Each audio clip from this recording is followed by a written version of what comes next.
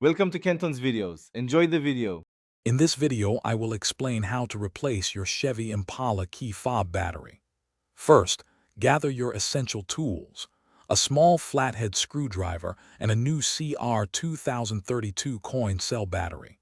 Make sure you have a clean, well-lit area to work in. This preparation ensures a smooth and easy battery replacement process for your key fob.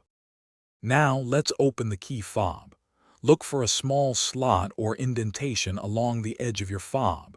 Gently insert the tip of your flathead screwdriver into this slot.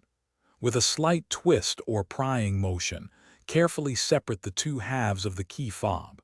Be gentle to avoid damaging the plastic casing. Once the fob is open, you'll see the old battery.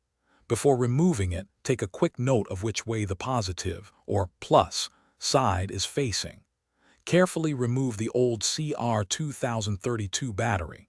Now, insert your new CR2032 battery, making sure the positive side is facing the same direction as the old one.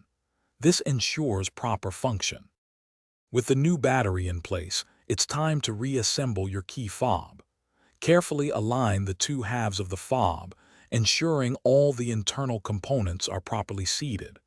Press the halves together firmly until you hear them click securely into place.